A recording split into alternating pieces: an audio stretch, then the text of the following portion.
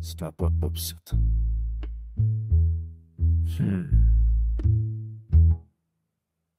Imaginez un contrat vous liant à un partenaire qui ne tiendrait aucun de ses engagements. Un contrat où vous devez tout et votre partenaire ne doit rien.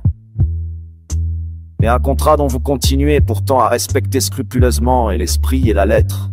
Un tel contrat existe. C'est l'accord franco-algérien du 27 octobre 1968. Excellent rapport d'information que notre collègue Charles Rodwell a consacré à cet accord de 1968 évoque à son propos un véritable statut de l'Algérien en France, extrêmement dérogatoire au droit commun. Extrêmement dérogatoire, c'est d'abord vrai en matière de prestations sociales. Un étranger, selon le droit commun, doit résider 5 ans en France pour toucher le RSA, les allocations familiales ou une prime d'activité. Pour un Algérien, cette exigence disparaît. Un étranger doit résider 10 ans avant de bénéficier du minimum vieillesse. Un Algérien, lui, y a droit au boudin. Ce régime dérogatoire concerne aussi le franchissement des frontières. Les Algériens peuvent s'absenter 3 ans de France sans perdre leur titre de séjour contre 6 mois pour les autres étrangers. Il est possible de retirer un titre de séjour à un étranger qui trouble l'ordre public ou pratique la polygamie. Ce n'est pas possible pour un Algérien. Autre dérogation au droit commun, le regroupement familial. Un Algérien peut faire venir sa famille en ne gagnant que le LSMC.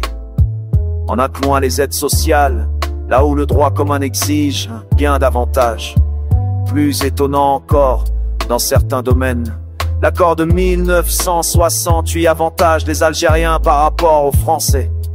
Par exemple, lorsqu'un étudiant algérien veut ouvrir un commerce, l'administration n'a pas le droit de vérifier la réalité de l'entreprise créée, alors qu'elle le peut pour un étudiant français. On nous dira, c'est le prix à payer pour l'intégration. Le rapport Rodwell prouve le contraire.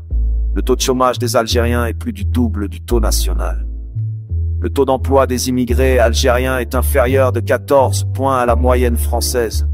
Près de 40% des Algériens de plus de 15 ans ne sont ni en emploi ni en études.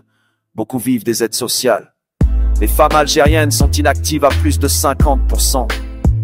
Avec le contrat de 1968, nous avons créé une filière d'immigration à part entière et des trappes à pauvreté intergénérationnelle. Le taux d'emploi des descendants d'immigrés algériens est encore plus bas que celui de leurs parents.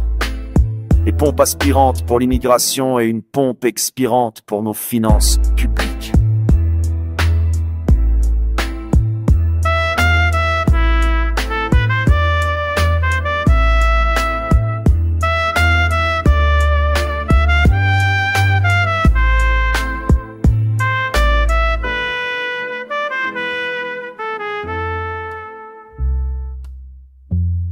Ce régime dérogatoire entraîne aussi des effets choquants. Par cet accord, la France accepte la kafala, une norme du droit islamique qui facilite le regroupement familial en plaçant des enfants algériens sous l'autorité de proches, pouvant ainsi les faire venir. Comment peut-on interdire les signes religieux à l'école et dans le même temps appliquer la kafala pour plaire à un autre État? Cette anomalie bafoue notre laïcité. Si vous êtes sincèrement laïque, vous devez voter pour abroger ce texte. Sinon, ne venez plus jamais parler de laïcité. Sur le plan sécuritaire, le déséquilibre est tout aussi clair. En 10 ans, le nombre d'Algériens dans nos prisons est passé de moins de 2000 à plus de 4000, soit plus 177%. Autant de délinquants qui devraient être renvoyés dans leur pays après leur peine. Il n'en est rien, car Alger refuse de délivrer les laissez-passer consulaires. Le terroriste de l'attentat de Mulhouse, 14 procédures d'expulsion, 14 refus. Un Algérien condamné pour violence conjugale, protégé par l'accord, donc inexpulsable. La meurtrière de la petite Lola, elle aussi sous ce pied était exécutée. Alors que faire? Continuer à verser 2 milliards d'euros par an d'aide et de prestations sociales aux Algériens alors qu'un pays refuse toute réciprocité. Continuer à espérer la clémence d'un régime qui emprisonne nos ressortissants voilés Christophe Glaise. C'est le chantage qu'Alger a exercé sur le Quai d'Orsay.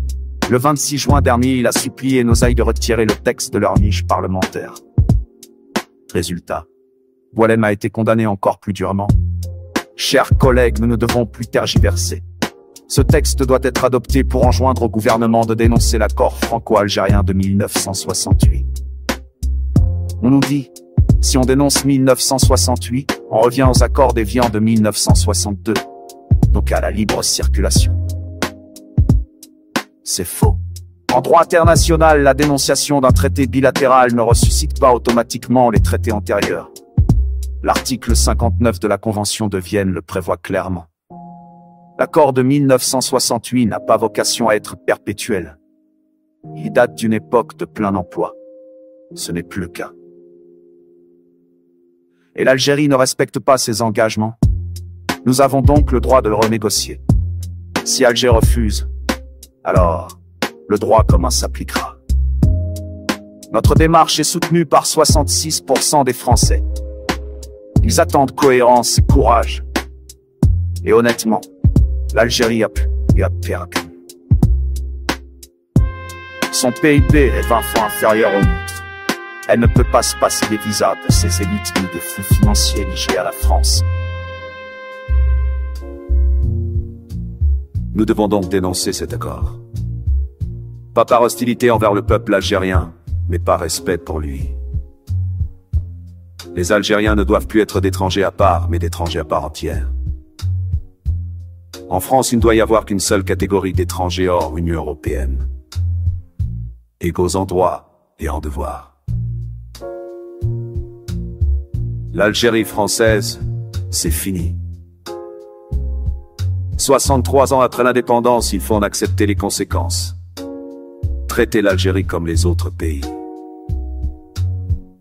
Ni mieux, ni moins bien. Cette dénonciation n'est pas une fin en soi. C'est un signal. La France veut normaliser ses relations avec l'Algérie.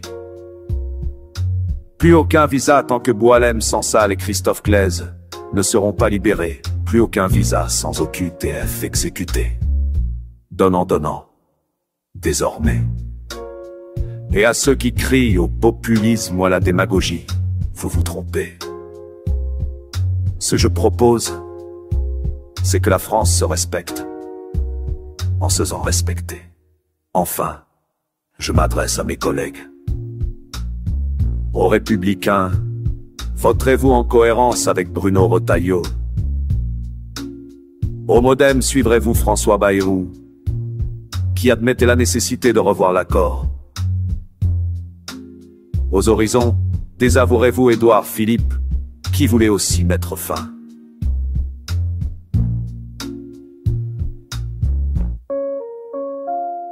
Aux macronistes, vos votes contrediront-ils Gabriel Attal, qui a dit le 10 janvier 2025 que la France devait avoir le courage d'y mettre un terme?